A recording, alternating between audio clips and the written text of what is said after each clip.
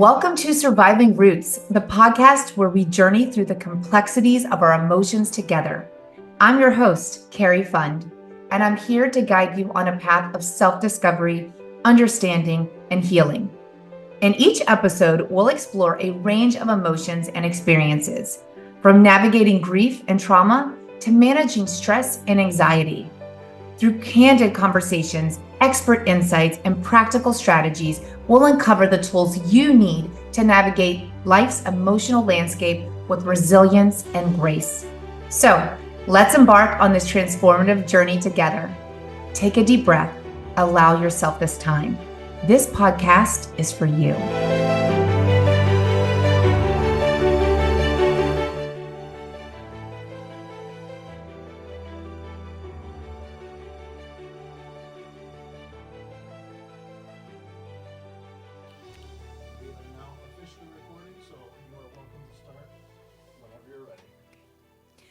Welcome, Jorge Perez. I'm so excited to be talking to you today. Me too. You are an author, an agent, producer, and keynote speaker. You've been in the personal development and entertainment industry for over 20 years. You're the host of the Outliers TV podcast, and you've even created shows for Bravo. And you're an award-winning documentary filmmaker about the homeless epidemic in Los Angeles. Wow, you're busy. I am, but I don't have two kids. I don't have a beautiful blonde, gorgeous hair like you. So you're doing more than me. Well, you have the light, George. You have the light. So thank you for being here today and for sharing it with all of us and for everyone that's listening. First, I just have to say congratulations on this amazing new book, The Shut the Fuck Up Method. Silence your way to the life of your dreams. With having two kids and starting this over the weekend and them being on top of me, I read this in less than 2 days. Your writing style and your voice is like listening into someone else's conversation, and it's just packed with like these insightful punches. Gabby Bernstein, I have to just quote her: blunt, hilarious, uplifting, and refreshingly honest. I mean, congratulations. This book is absolutely amazing. Before we dive into this book, because I know it's all about silence, so I'm not going to chat so much so we can listen to all of your wisdom and insights.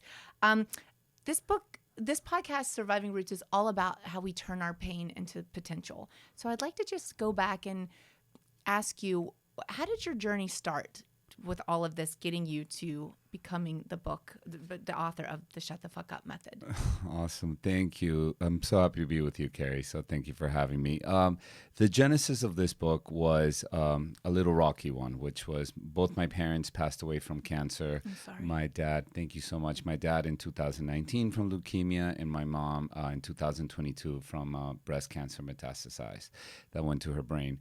So after this happened, it took me, I went on a deep dive of like, what does that mean genetically for me, for my sister? It was, my parents were young. My dad was 67. My mom was 70.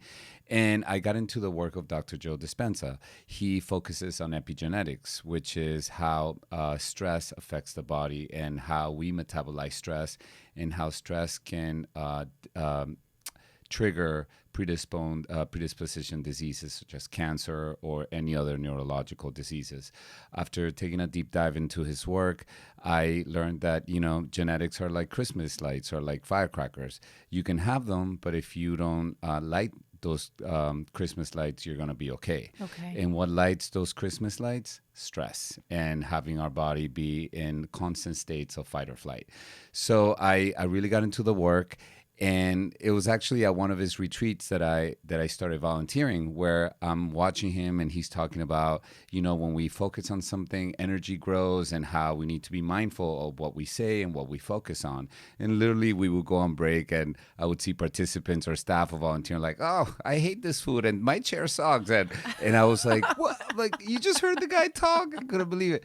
And finally I told one of my best friends there, one of his top people, I was like, God, if I ever write a spiritual book, it's going to be called Shut the Fuck Up. Oh my God, I love that. And that was the genesis of the book. Oh my God, I love that. You just mentioned stress and everything. I'm going to take a deep breath right now because I hold my breath so much and I always feel the tension and stress. And when I was reading your book, I thought, wow, it was a good reality check and reminder that I need to, I need to keep myself in check and watch that because the last thing you want to do is wake up with a disease caused by something like stress.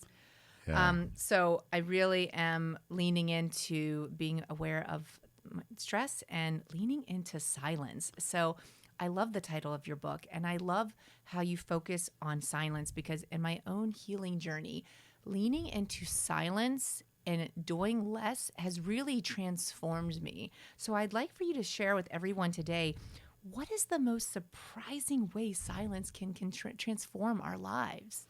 You know what, Carrie? We as a culture, as a society, we've normalized complaining. We actually, it's almost like we get a gold star in human interaction.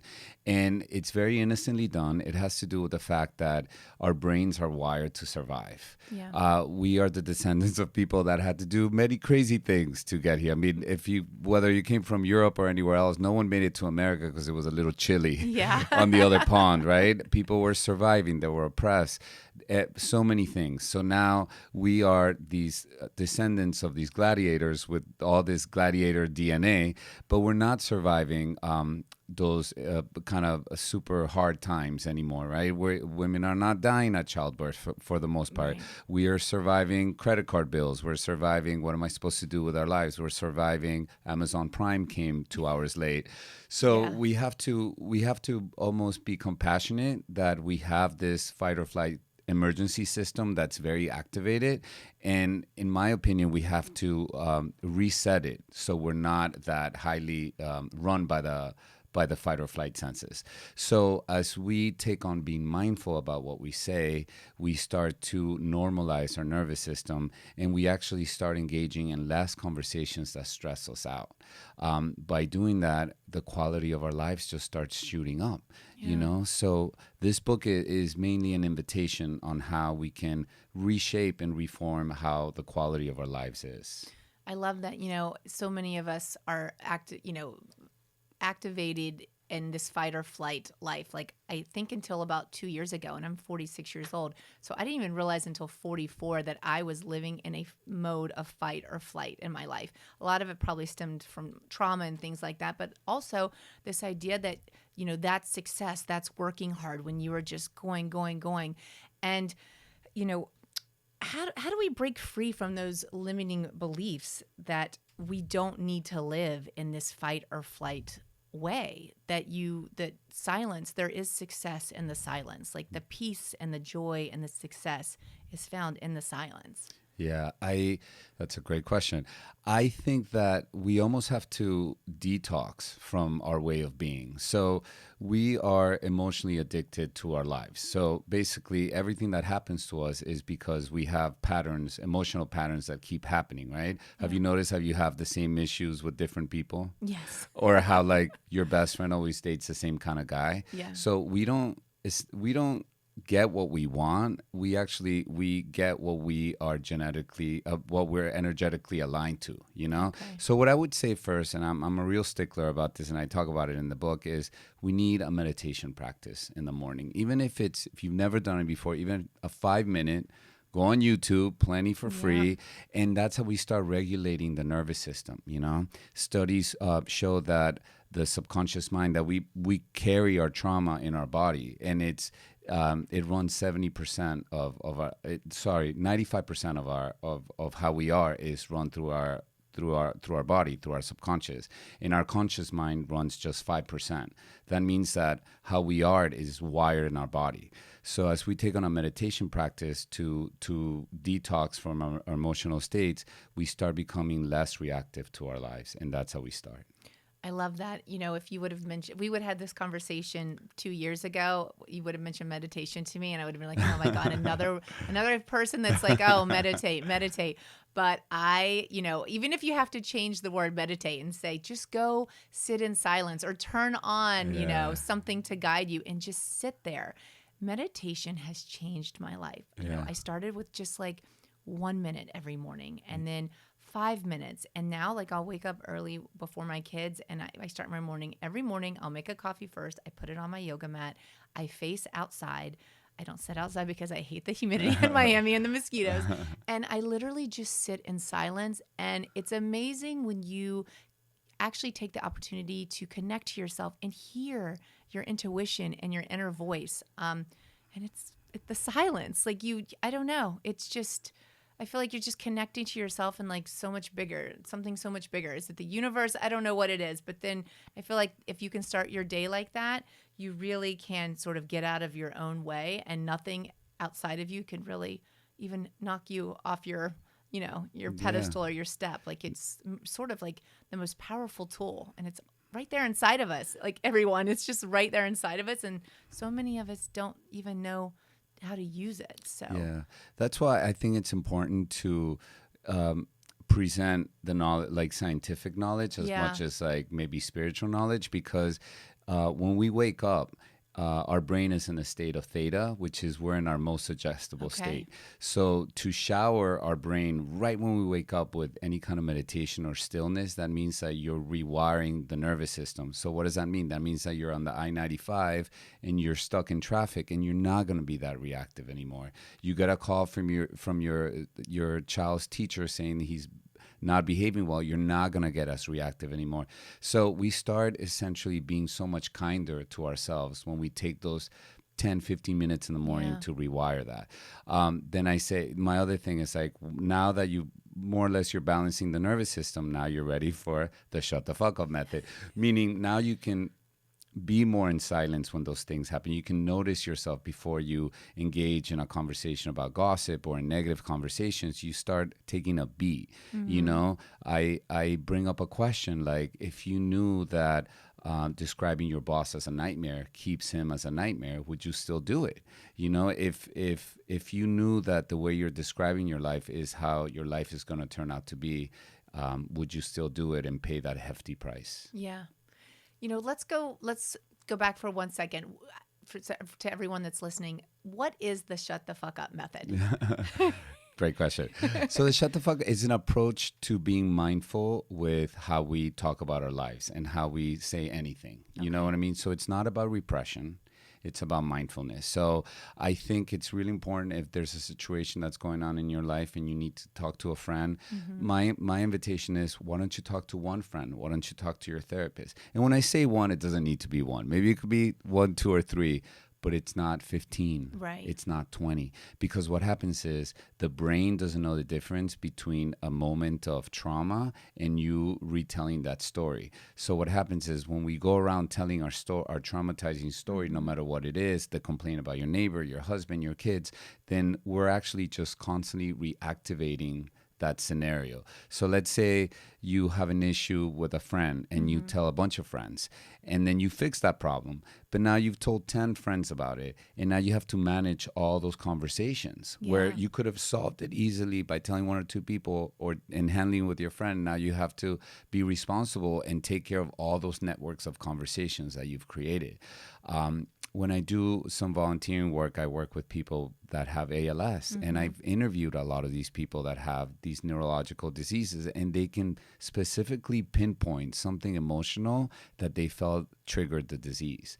And one of them even told me that when he used to have issues, he would tell everybody about it. And then he would have to really then keep talking about those issues and keep it wouldn't go away. And he said that that's how he feels that the disease got triggered. So again, it's just about the mindfulness and the price we pay by talking so much about our problems. You know, you just brought up something, well, everything you just said is so insightful, especially when it comes to like our responsibility with this.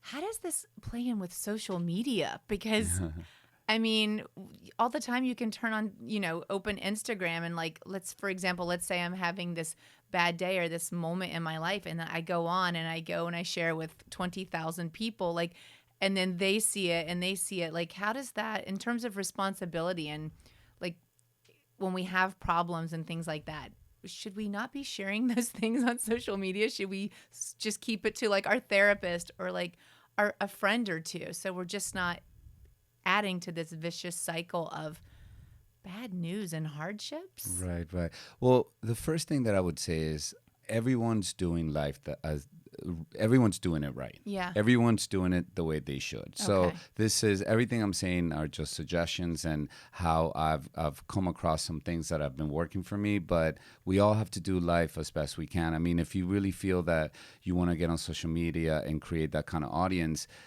that's on you, and I Yeah. get it, But I personally, my whole thing is like, when I engage in conversations with anybody, like the Yeah. other day, I'm Venezuelan. I don't know if you're familiar with everything that's Yeah. going on in Venezuela. There's a lot of upheaval in the country. And I was privy to an information about what's going on in the country. And I was talking to my sister, and I was about to tell her what I found out, but I knew that it would just cause her stress. Yeah. So that's where now I feel like I take a pause and I go, what is this? What is this going to do the minute I tell this person? I love that. And that's all. And imagine if we looked at every conversation like that. Like if Yeah. we took a beat, I'm like, is this going to stress this person out? Like, how can we take care of our brothers and sisters and be responsible?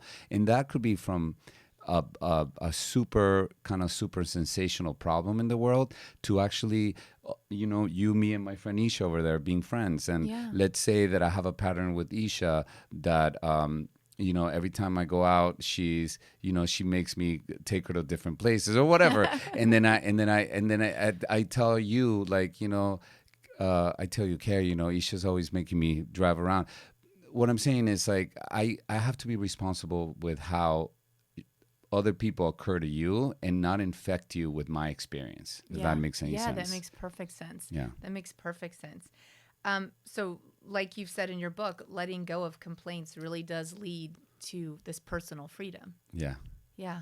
Yeah. I mean, listen, if you stop describing your life as hard, you're going to start eventually describing it as easy. Yeah. So you know what I mean? And by the way, that's not like, you can still have integrity with your stories in your life. Like, you know what? If your bank account is looking slim, I'm not saying you need to go around saying I'm rich, but you don't have to call up all your friends and tell them that you're broke either. Yeah. So, how about like people are like, so Carrie, how's it going with the whole money thing?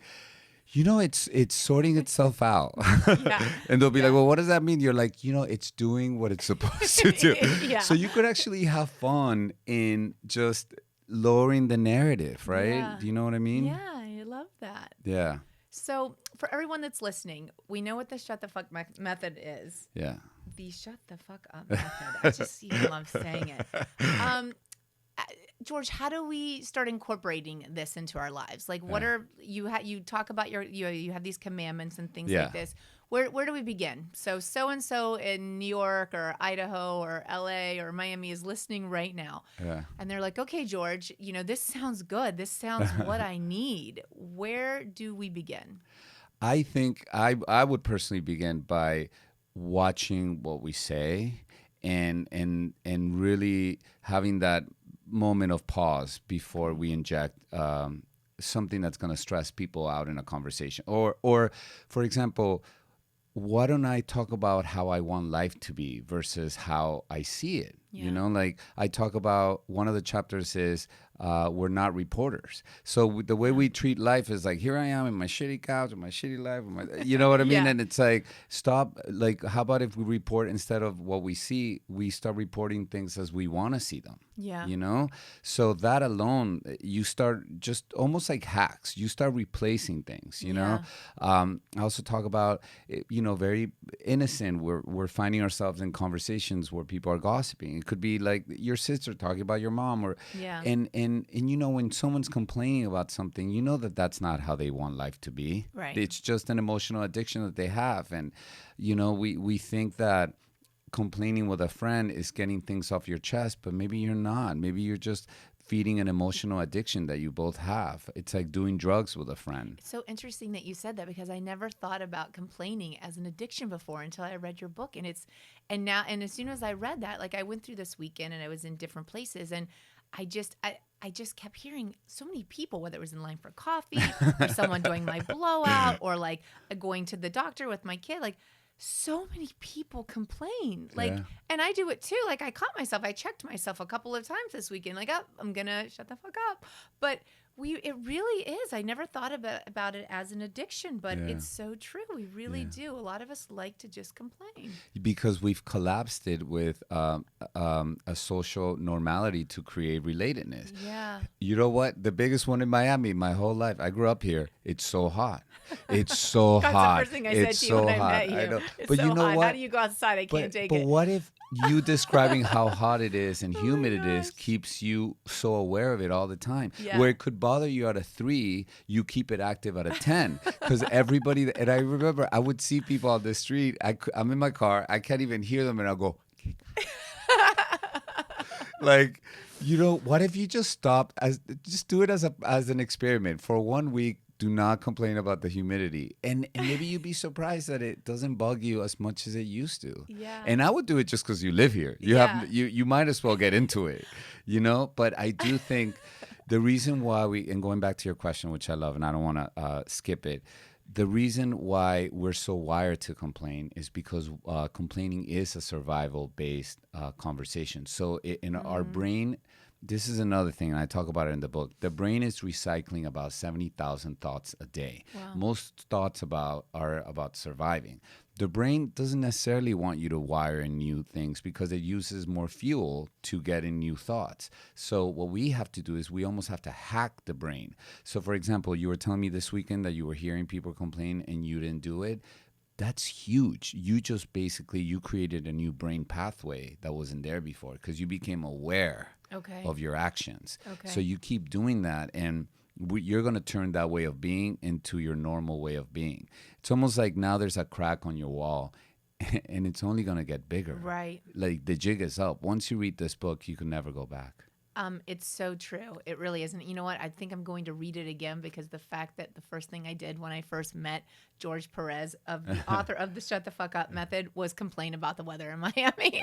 So I need to work on my self-awareness a little more, Carrie Fines. Oh my gosh. No, and how we can be the teachers of not complaining about humidity and the heat in Miami. Imagine that. Yeah, well, it's true. I mean, listen, especially like as a mother with young kids, like, I'm trying to raise these compassionate, emotionally intelligent children, and complaining, and kids complain naturally anyway. So I just need to not complain that they're complaining to them. Yes. This is where I need to take a pause, like you say, take a breath, and change the story, like change the narrative, because me complaining about them complaining is just a vicious cycle of us all being these addicts of complaining. Yeah, these emotional addicts. Yeah, because if they're complaining and then you're complaining that they're complaining, there's no teacher of non-complaint. Yeah. But the minute you don't complain about their complaining, a teacher has risen. Yeah. And now they have a shot. I'm going to be the teacher, George. I'm going to be the teacher. Do it. Because my husband complains that we're all complaining. So yeah, I'm going to be the teacher, George. This is like how we can affect our everyday lives. So, this is something, your book today, like every morning I wake up and I write like a small list of things that I'm grateful for. I love starting just the day with some gratitude. And one of them was meeting you today and reading your book. And so how, in your opinion, what are some effective ways that we can cultivate gratitude in our everyday life? Yeah, great question. So I write in the book that I created the GAV, which is gratitude, affirmation, and visualization. So the first thing I do, I have a GAV journal next to my bed. Okay. And you know what? When I every morning when I wake up, it's not like Snow White birds chirping time. Like it's like, all right, let's do this. Maybe I had some funky dreams. I don't remember, but something not that great happened. Yeah. Grab the thing and it's like exercise. It's like going to the gym. I just write GAV. I write my 5 things that I'm grateful for. The fact that I can breathe without any pain, the bed that I'm sleeping in, my plans, having this podcast. I mean, just 5. Yeah. Then we go into 5 things that you want to declare about yourself. I'm compassionate, I'm loving, whatever, Yeah. And then I go into like 5 things that I want to visualize that I'm working on. And it could be from going on holidays to projects that I want, to relationships I want to be in, whatever it is. And then I go into a 15-minute gratitude meditation. Yeah. And I usually do a Dr. Joe meditation. But like I said, Don't be scared out there. If Yeah. you don't meditate, 5 minutes, 1 minute, just start. Yeah. Give yourself a week. And then, Carrie, the beautiful thing is like, I've gotten to a place, and I know that we can all get there, where Yes. like, I don't necessarily, my joy comes more now, not from getting what I want, but seeing who I am when I don't get what I want. Yeah. And- Ooh, and- can you repeat that? So my joy is not coming from getting what I want, but seeing who I am when I don't get what I want. Yeah. When you're about to go to bed at night, and you know, and you realize that you were in traffic and you didn't violate yourself, because that's what we do. We Yeah. abuse ourselves when we spike up all that cortisol, all those stressful thoughts. Someone cuts you off on the road and you don't get violent with yourself Yeah. and them. That's the gift, you Yeah. know, because I do think that, you know, the universe first whispers. If you don't pay attention, gives you a bigger nudge. And if you don't pay attention, gives you a slap in the face. Yeah. So I do think that we all came wired in a way to learn acceptance, to accept, to let go, Yeah. the art of letting go. Yeah. So I think that, how do you want to learn letting go? Do you want to learn it when someone cuts you off on the road and you feel love and empathy for them? Or do you want to learn it when your doctor says, I need you to come back next week because we saw something? Yeah. Because you are going to learn to let go. Yeah. Just how do you want to learn it? Yeah, that's so, so important. You know, coming from a lot of childhood trauma and things like that, I've really learned that trauma has all of these little trigger points. It's really been my teachers. And so like everyone listening, I want you to, know this isn't like an on-off switch, like, healing. It's all this journey, I think, it's like you said, the way you just described how you start your morning with gratitude and your meditation, like, all of these things is like, your mind is like this muscle and you have to use it every day. Like we go to the gym and we eat healthy and we try to take care of ourselves, but you have to take care of your mind just the same. It's this muscle. And as you use it through things like, starting your day with gratitude and writing in a journal or meditating, it just gets stronger. And I feel like the self-awareness gets stronger and you have the ability to take the pause and to shut the fuck up and to be silenced. But, I think you can, as we grow up, we're not raised to like think about any of these things. Like I know now with, being a mom, I try to teach my kids meditation. Like even if they won't sit for a guided meditation, I'm like, just go in the backyard, let's sit for a couple minutes, close their eyes. And what do you hear? Like, I want them to learn that there is so much power like in the pause and in their silence, and start working on those inside tools now, so we don't have to like learn as adults. We don't have to spend so much time like healing and doing these things now as adults, like to program like the younger generation now. So I wish your kids could read your book now. My kids actually saw the cover of your book. They're like, "Is that the bad word?" I'm like, "It's not." Tell them it's funk. Yeah, it's funk. You know what? That's so smart. I was like, "No, no, no." I was like, "But this book is so important," and I was actually talking about so many things in your book to them, like in a kid-friendly way. But if we could all get programmed and reprogrammed to live life like this, I mean, talk about really turning any kind of pain or anything like that into our power and our true potential. Yeah, the chapter 1, it's called Heal Faster, Help Faster. And I do talk about, in my situation, obviously, my big catalyst was my 2 parents passing away from cancer so close to each other. But for some people, I interview this guy with ALS, and his biggest, what if that horrible thing that we're so scared of is the biggest catalyst to heal not just yourself but others. What if we all become that 4-minute mile? The story of the 4-minute mile, no one could break it running, but once that one guy did it, then everybody else started doing it. So we're all just waiting for that example of someone that overcame something, whether it was emotional or physical, and then that person becomes our example, so we can look up on stage and be like, wow, if he did it, I can do it. And we're all our 4-minute miles. So, you hear the stories of those mothers that their son dies on a drunk car accident, and then they start a nonprofit to help, awareness on drinking and driving. So I think what we do is, if we use that thing that really hurt us as the catalyst to help others, then, oh my God, what a world, Yeah, right. It's a beautiful way to create a legacy from anything that you came from or anything that you experienced. And we all want to be inspired. Yeah. I think, and I'm not saying everybody needs to become a motivational speaker, but I think it's important for us to know and to tell our stories, because the biggest pain the biggest catastrophe that could happen to us could be the biggest gift for mankind. Yeah. Oh, that's beautiful, George. I love that. I love that. So for everyone listening, so if you could just go into a little bit more of like the relationship with silence and achieving our goals, because so many people are, whether, you're in your 20s or you're, in like me in your 40s, and you're trying to figure out like, where is my life going? What do I want to do with my life? They're thinking about their goals or achieving them, or some, the roadblocks that are in their way that they're not. What is this relationship between silence and achieving our goals? Well, the relationship, the book is called The Shut the Fuck Up Method, and it's a very provocative title. It's the aesthetic. It's almost like a Trojan horse, right? Yeah. But in reality, the message, if you will, is not to shut up. The message is to be mindful of what you say and only talk about life the way that you want it to be.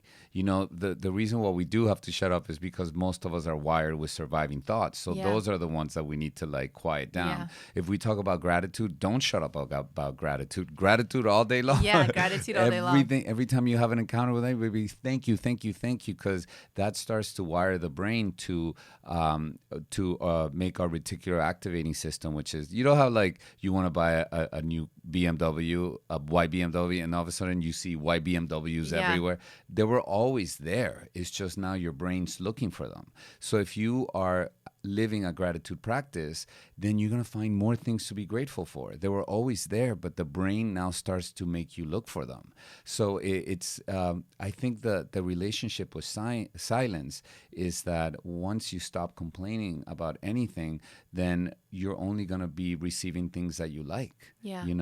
And I'm not saying that I think irritants are fantastic. I think I have a chapter called You Need an Irritant, which is basically, I make an analogy of a diamond, what a diamond has to go through to become a diamond. Yeah. And I say, listen, it would be great if, we reach enlightenment by, sitting, watching Netflix all day and eating bonbons. Oh my gosh.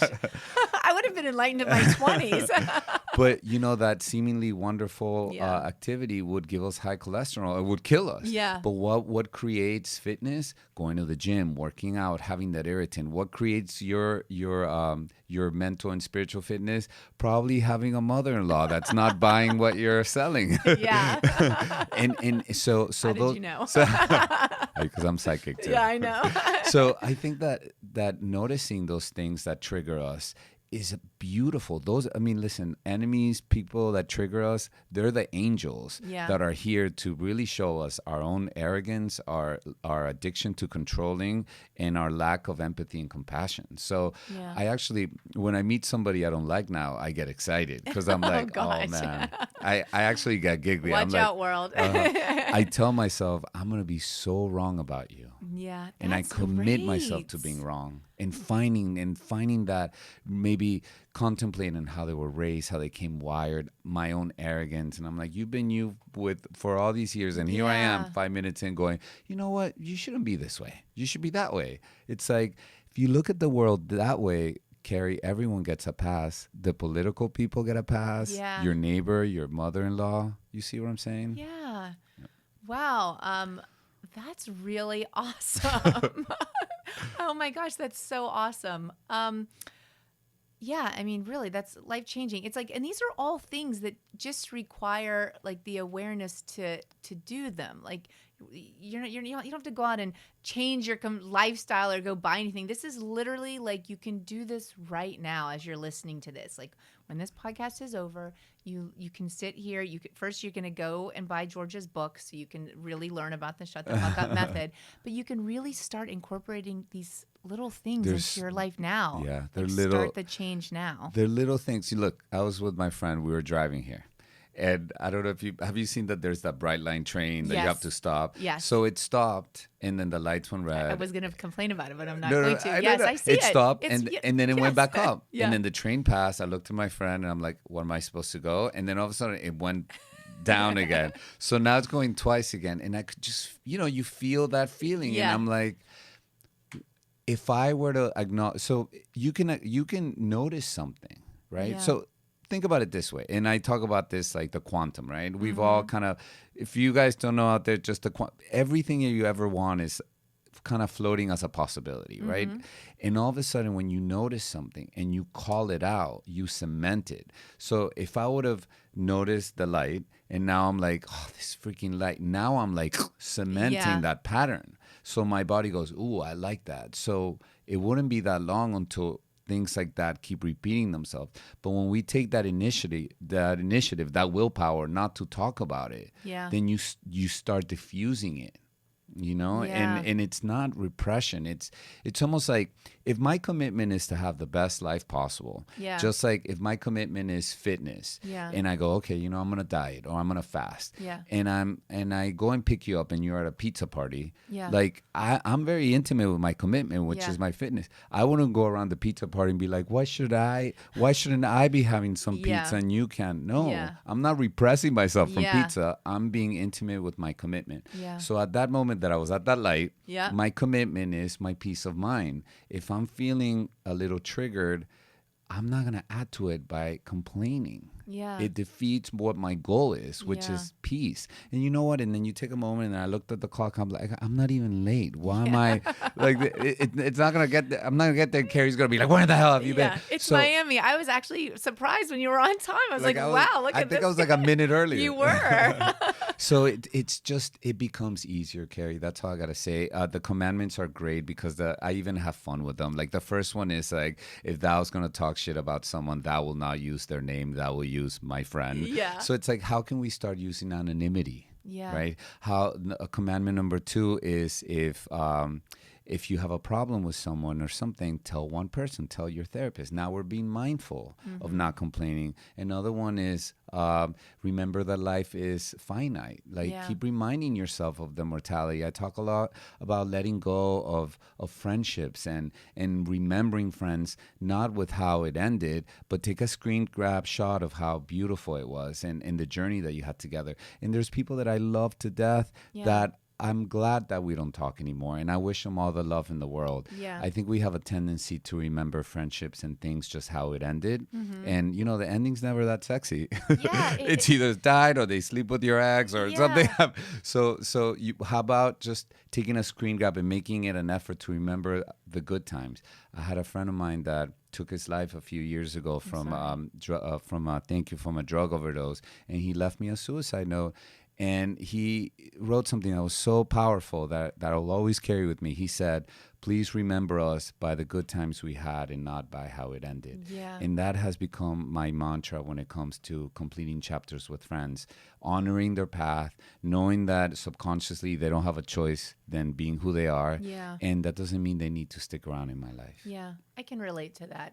I can relate to that. I'm estranged from my mother now 15 years. And the thing is that I guess it's maybe like the movies and just life. Everybody romanticizes the pain and the hardships, but you can find beauty in what was, but that doesn't mean that you have to have it in your life. Like the distance, has allowed me to have the space to do all of my healing. And the estrangement has really led to my empowerment. So, I just have those screenshots, like you said, of certain memories and traditions, and that's enough. And she and she provided the space for you to be born, to be who you are. And you're right, you can close the door, but not your heart. And you can love someone from afar. I had a friend. Let the rest go, like you said. And let the rest go. I had a friend that every time we would get together, he would always be gossiping or telling me everybody's secrets. And I'm in my head, I'm like, dude, why am I gonna tell you anything? Like, I know you were going around. And like he would use it as a bonding thing with me. And of course, my survival mechanism would lean in, be like, oh really? But then as this stuff started growing in me, that crack started getting bigger. I'm like, I don't want to talk about other people. I don't. So little by little, I started calling less. I started telling less until there's nothing left to say. And here was the tricky part. So then people would ask me, hey, why aren't you hanging out with, Tim?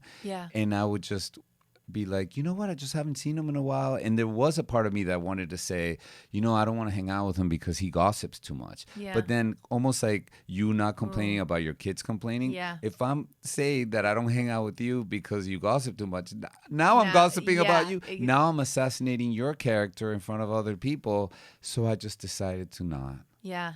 This takes some self-awareness. This takes some major self-awareness, but it really does lead to personal freedom. And it's fun. I mean, this book had to have been fun to write. It came from a place where I can't imagine. It must have been very painful for you at the loss of your parents.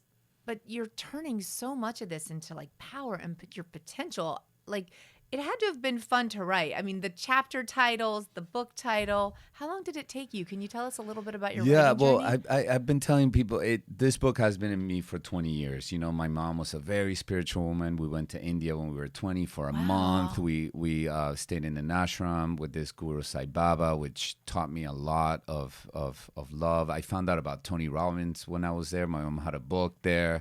So I've always been into personal development. Wow, you know, I studied a lot with Byron Katie, who's incredible. So my story is that I feel that Dr. Joe was what triggered it was the last dot that connected all the dots. You know, the book itself took me about 6 months to just sit down and write it all out. I think I channeled the book. It was ready to come out, and I just hit the ground running. But it was a lot of fun. I've been an agent in LA for 20 years. I mean, the stories that I have with celebrity, it's funny. There's a lot of personal development in LA. Yeah. And I always say, of course there is, because everybody's nuts. No, because I mean it is, it's a fun book to if anybody cared about kind of finding out how Hollywood works. I give a lot of really kind of behind closed doors intel, but more not in the gossip way, but more on the mind frame. Okay. I love LA, and I love LA because it's a city where most of us are imports. Most of us got there because we were traumatized in middle school or high school, and we were like, I'll show you small town. I'm going to be a star. So now you're in this town where everybody left their little town to be a star. So there's very talented people with a lot of frustration because they want to be in the billboard. And then now you're my friend and you're on that billboard. And I'm like, how did he get on that billboard? So you need a lot of self-reflection.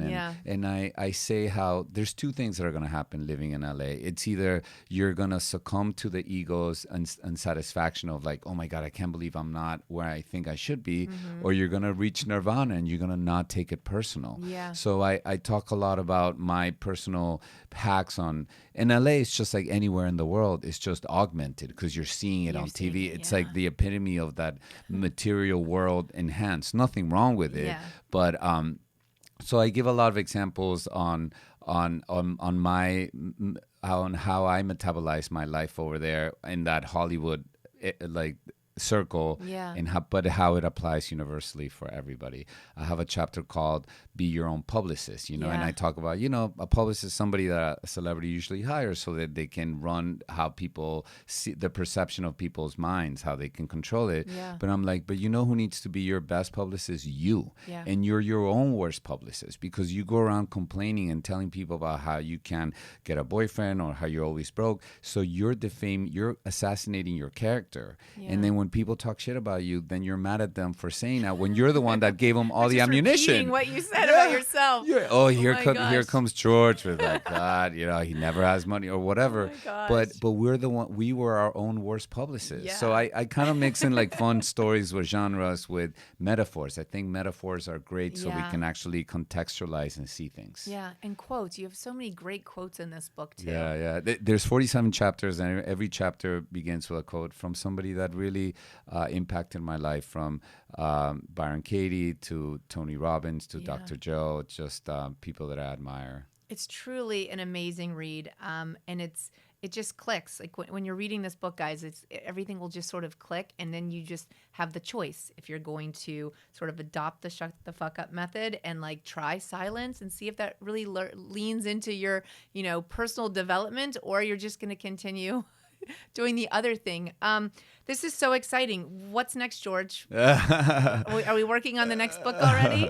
You know what? I really want this book to see the biggest light of day. Yeah. So I've been really aggressively promoting it, and my social media. I'm creating a ton of content. I'm launching a Patreon, which every week I'm gonna dive deeper into an hour conversation of every chapter, because I really want this book to cement, and I want this to really become a way of living for people. Yeah. And I think that I'm getting great feedback that it's making a difference in people's lives. And I have a friend of mine that she was in a depression for 5 years. She's out of the depression. Yeah. She's just from reading the book. So Yeah. I think it's not a substitute for anything else, but it could be a great addition to your practice and to your life.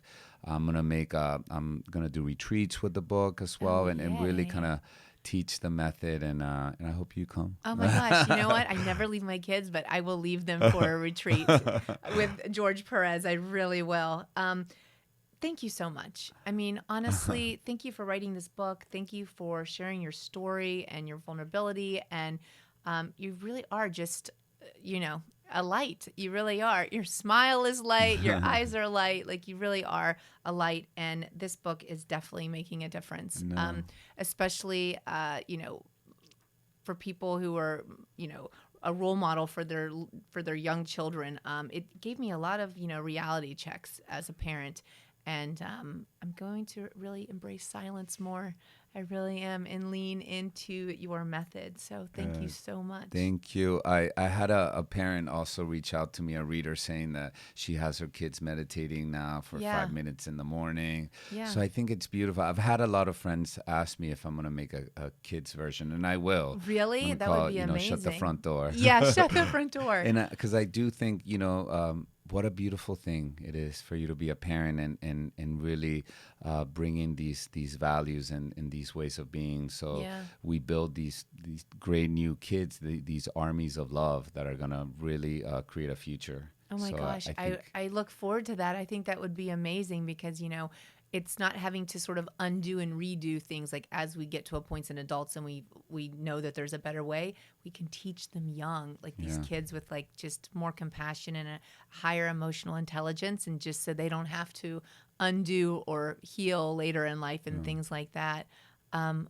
Shut the front door. I'm going to hold you to it. I hope you're doing it. That's amazing. And I really want to acknowledge you for the work that you're doing, because I love your angle in really overcoming trauma and focusing on. I think it's so beautiful, and you're so doing it right. And I wish you continued success. Especially, I think what you're doing, how you're handling your mom's situation, is exactly the way that it should be. And let the unknown guide you. We never know how things might move as we move this energy and we take on transforming what we say and how we metabolize life.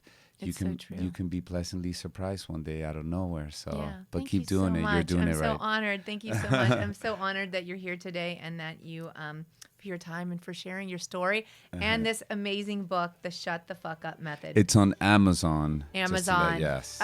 Order it today. Trust me, you will not regret it. Thank you, Carrie. Thank you, George, Lovely so being much. here with you. So nice to meet you. Awesome. Thank you for joining this week's episode of Surviving Roots. Let's continue this conversation as a community. For more updates about the show, remember to subscribe on iTunes and leave a review. Also, there will be some special bonus footage from the show on Instagram at carrie.fund. I'll see you there.